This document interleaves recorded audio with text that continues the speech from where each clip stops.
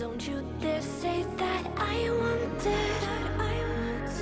everything to fall apart. What's up, Rovers? Today we're going to be taking a closer look at Yinlin, the newest, most anticipated premium electro unit released in Wuthering Waves 1.0. This is my first time trying to make a complete build guide with team comps, rotations, weapon comparisons, etc. So please let me know how I did. I quadruple checked my math and I really hope I didn't get anything wrong. All spreadsheets will be listed in description and pinned for cross-referencing. Now, we'll be covering Yinlin today in the order of her kit, then Forte leveling priorities, echo sets, main echo choices, main stats and subs, then her weapon choices and comparisons.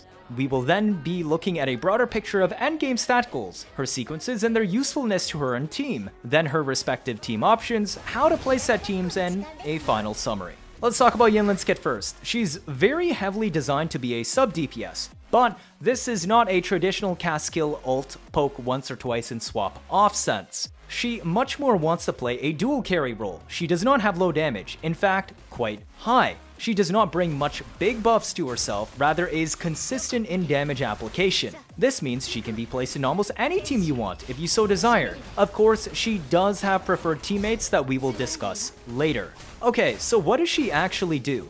Her kit can be split into two parts. The first part uses her skills and basic to apply marks to enemies so that you can build her Forte bar. This part does not deal that much damage during this phase. Its main purpose is to ensure all enemies are tagged with the Sinner's Mark. Once her bar is full, she can hold caster heavy to consume it, upgrading all enemies' Sinner marks into punishment marks. This is her main way of dealing off-field damage. For the next 18 seconds, anytime any character attacks any enemy with a punishment mark, Yinlin will rain down chain lightning to damage all enemies tagged with the punishment mark.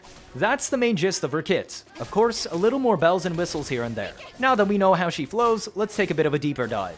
Yinlin's unique Forte resource is called Judgment Points. This can only be built by herself alone, from her basics, any iteration of her skills, like anything on this page, and her intro skill. Her ult does not generate judgment points anymore like during the beta. Hitting any enemies with any part of her kit whatsoever inflicts Sinner marks. Her Forte can only be casted at 100 judgment points, at which it will consume all points to upgrade the marks, so that she can deal coordinated damage. Now, this coordinated damage makes up about 30% of her entire kit and is the highest damage profile overall. Therefore, you will want to upgrade her Forte circuit first.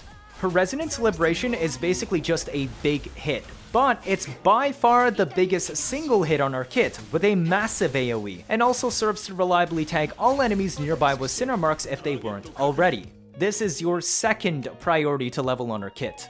Next is Resonance Skill. This consists of two abilities used in succession, Magnetic Roar and Lightning Execution. Casting these will put you in her enhanced execution state, or force you to exit it. You have 10 seconds to pull off whatever you're trying to do before this state expires naturally, and will also remove your chance to cast Lightning Execution.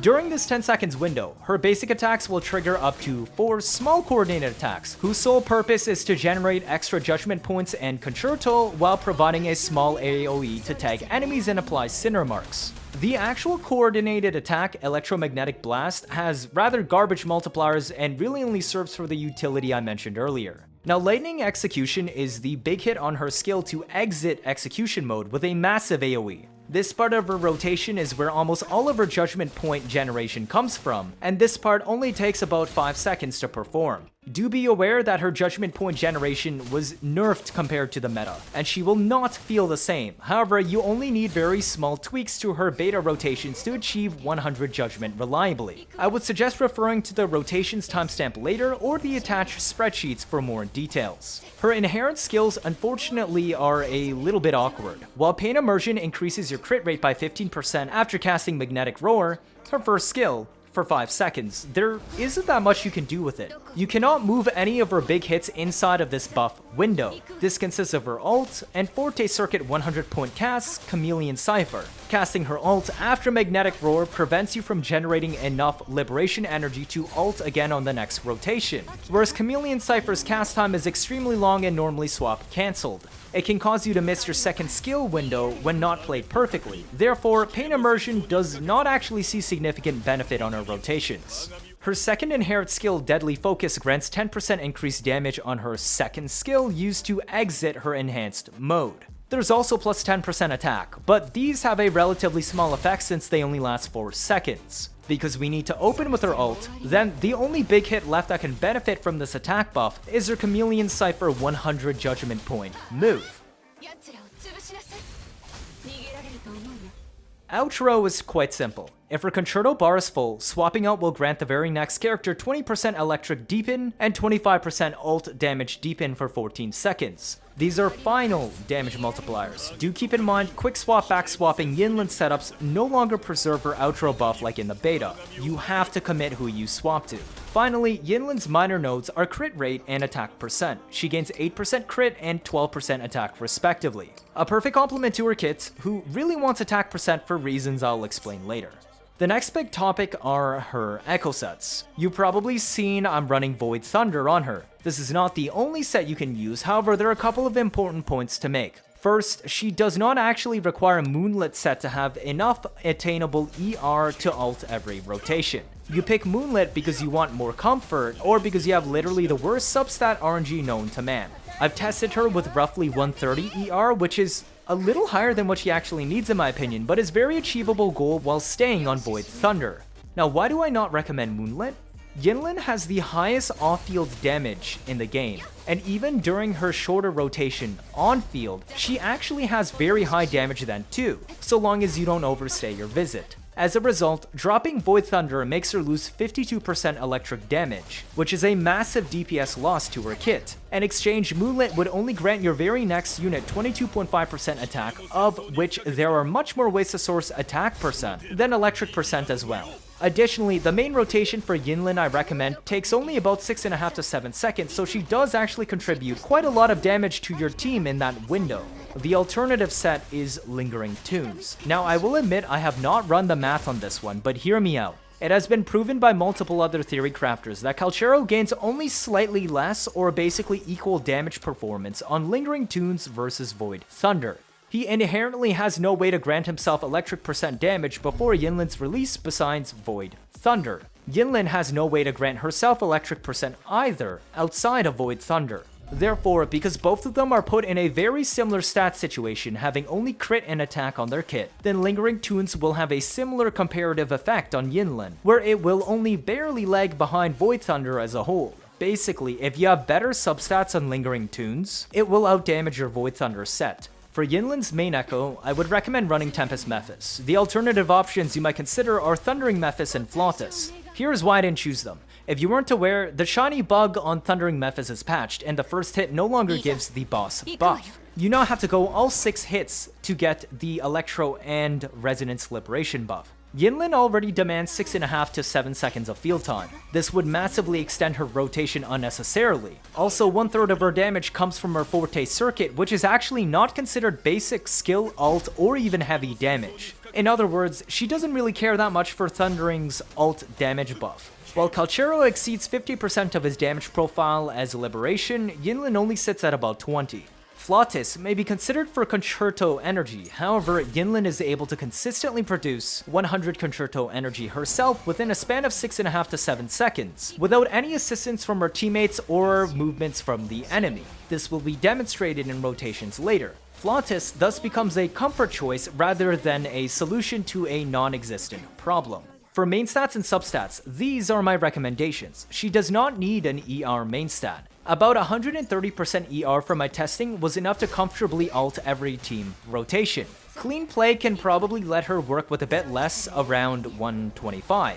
This corresponds to roughly 3 ER substats, which is very attainable. This means I'm running a 4-3-3-1-1 setup, so that I can give her as much needed electro percent possible from elites. The boss echoes will be crit main stat. Whether you run crit rate or crit damage depends on your weapon. If you're using String Master or Augment rectifiers, the Battle Pass rectifier, use a crit damage boss echo. Otherwise, take crit rate. 1 cost fodder units will of course be attack percent. Now, if you're considering 4-4-1-1-1 as a start, it is still a solid choice, depending on team choices and rotations. It is only a 8 to 15% total damage loss for Yinlin's personal damage contribution. It only takes about 2 to 3 hours to farm 44111 from scratch, including all relevant bosses and cost 1 units, versus several days of molding multiple hours each for 43311, assuming average luck. Again, you're either going to take crit rate and crit damage, or double crit damage if you have a crit rate rectifier for 44111. Now let's look at weapons next. Here is a chart comparing all the relevant 5-star, 4-star, and 3-star weapons that you might use on Yinlin. To no surprise, String Master outscales all other options as a dual carry or sub-DPS setup. This is also the setup Yinlin is best suited for. It's roughly 10% better than Cosmic Ripples and is a solid improvement over more free-to-play friendly options. Note that Augment is only obtainable from the Battle Pass. At rank 5, it actually matches Cosmic Ripples overall. This is due to Battle Pass weapons having abnormally high passive scaling when acquiring multiple copies. Jinzhu Keeper is obtainable from Gacha if you're lucky, however has somewhat wasted stats in giving less passive attack since it's combined with HP as well. This is your best non-paid 4-star option but requires a little bit of luck. There's only one 3-star rectifier that even has useful stats and passives for, which is the Rectifier of Night. It's literally a dumbed down version of the Jinzhu Keeper with the exact same but lower stats. Upgrade to the rank 0 Jinzhu Keeper as soon as you can. But we also made a chart for Hypercarry Yinlin, since I know some of you enthusiasts out there will commit to doing this anyways. Now, contrary to popular belief, Cosmic Ripples is not better than String Master. In fact, String Master is even better on a Hypercarry Yinlin versus a sub-DPS dual carry. Why is this? It's pretty simple actually. Her basics only make up under 15% of her entire kit's damage, even on Hypercarry. Cosmic Ripples grants basic damage buff. Consider that you also could have had a more useful stat here instead of basic damage percent. Because her damage profile really doesn't care about basics, then you essentially lose an entire passive stat on Cosmic Ripples when using it on her. String Master also loses the majority of the off-field 12% attack bonus when you play her like this. However, String Master grants 36% crit rate as the main stat, which is equivalent to 4 rolls, while also granting an all-elemental 12% bonus. Yes, that's what the damage bonus by 12% line actually means. Crit and element percent is much harder to source than attack percent, which is what Cosmic Ripple brings and can be outsourced to other buffs. Otherwise, the chart is quite similar to the sub-DPS dual carry setup. Now, if you manage to achieve all that we've discussed so far, then her endgame substats should look a little bit like this. Do keep in mind these are scaled to level 90 with maxed out Forte, so it will be a long while until we reach this, since the game is still new. Take your time and enjoy the ride. But what if you want to wall it? Well, let's take a look at her sequences. I will give a warning in advance, I have not meticulously done the math on these. However, I've looked extensively into her rotations, so I feel I can give a qualified opinion. Her S1 increases her enter and exit enhanced state skills, Magnetic Roar and Lightning Execution. These only make up about 14 to 15% of your total damage profile in a sub-DPS and will result in roughly 9 to 10% total damage increase to Yinlin's contribution. On a Hypercarry Yinlin, these same skills contribute about 21 to 22% of her total damage. This sequence will increase her total damage by about 14 to 15% damage instead. However, remember that Hypercarry Yinlin has lower total movement value than dual carry for the amount of time she spends on the field. Her S2 grants a little more tolerance to rotations, however is not required for her to perform properly. In a sub-DPS dual carry comp, this has a grand total of 0 impact on her DPS, but it can help cover for more mistakes. In Hypercarry, this might let you ult again sooner, however it is a bit difficult to judge exactly how this impacts the team. I have a rotation that is already capable of hitting 100 judgment points, twice, without her S2 on a Hypercarry. Her S3 is pretty notable, but I'm not entirely sure how it's calculated. If it's an increase to the original value of the Forte circuit's off-field damage hit, then this should result in a 17% total damage increase for dual carry sub-DPS rotations. In a Hypercarry, this will only increase her total damage output by about 13 to 14%. I cannot easily judge how significant her S4 is, but a global team buff is always good. 20% attack for 12 seconds whenever her coordinated damage strikes. As her judgment strike basically has 100% uptime, then so does this buff. It's a good buff, but magnitude depends on team. Her S5 is quite strong. Basically, it doubles her ult damage. In dual carry teams, this is roughly a 20 to 25 total damage increase. Whereas in Hypercarry, it's only about a 15% total damage increase. If you've made it this far, then I doubt you really care how strong this is, but her S6 is one of the strongest sequences in the entire game so far. Hear me out. It turns her basics into a truck, dealing an extra massive hit of 420% up to 4 times. That's over 1600% damage within her 6 seconds of on-field window. You can even run her as a hypercarry when you do this, and give up electro percent elites to run super high energy regen main stats, just so that you can ult again as often as possible, since this literally will become your main source of damage. The sky's the limit. I'm not calculating this one.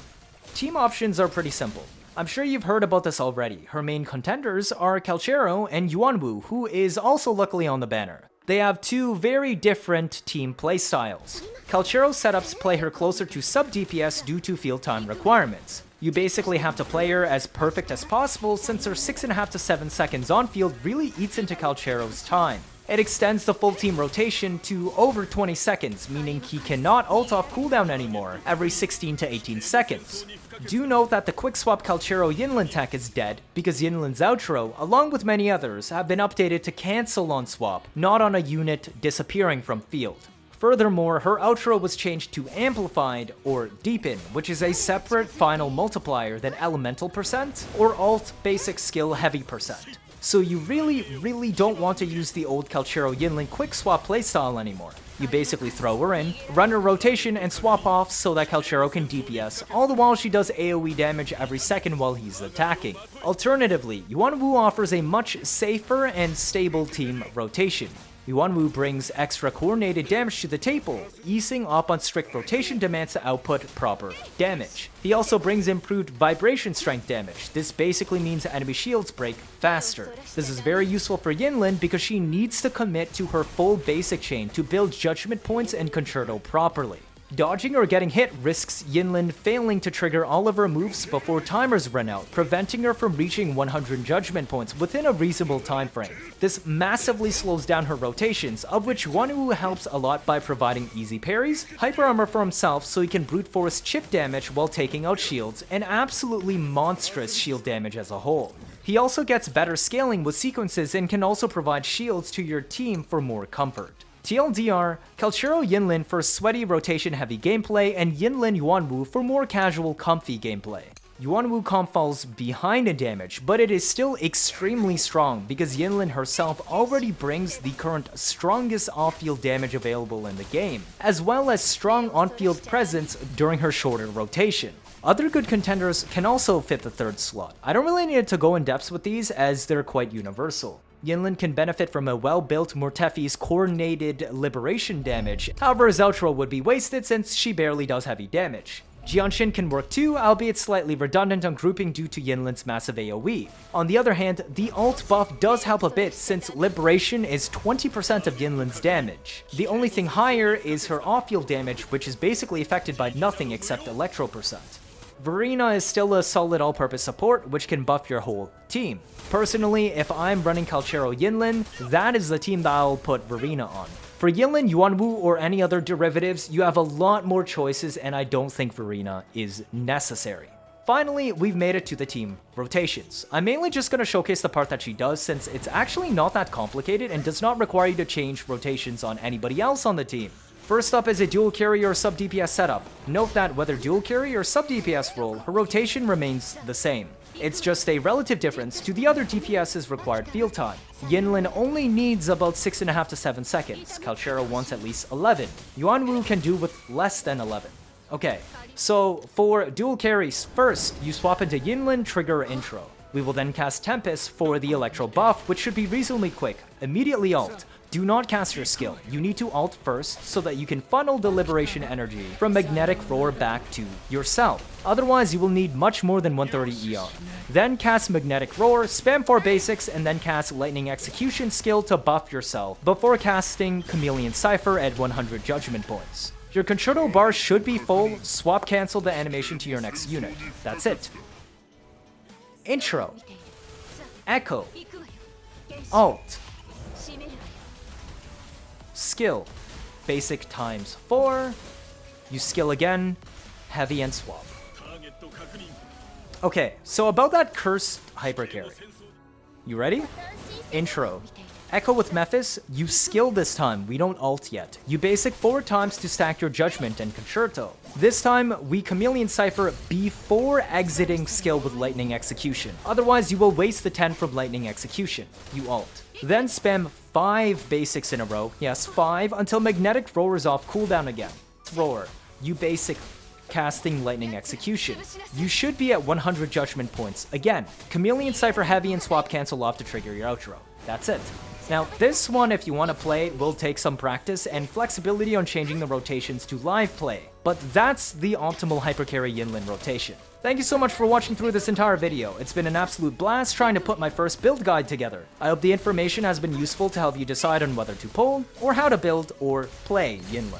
As a reminder, all spreadsheets documenting my testing can be found in the description and pinned comment. Do feel free to make a copy if you want to change values and test stuff. I apologize that the spreadsheet is scuffed, as this is the very first time I've tried this. Cheers! If this is your first time watching, feel free to leave a like, or better yet, subscribe. Let me know your thoughts down in the comments. Stick around if you want to see interesting videos on a nearly daily basis. You won't miss out on any of that, do you? That'll be it for this video. Thank you all for watching, and see you all next time. Towers nearing, in silence we drowning. Hear the knell of death draw nigh beneath the shattered heaven. Within our faith, through the tears it shines. Only way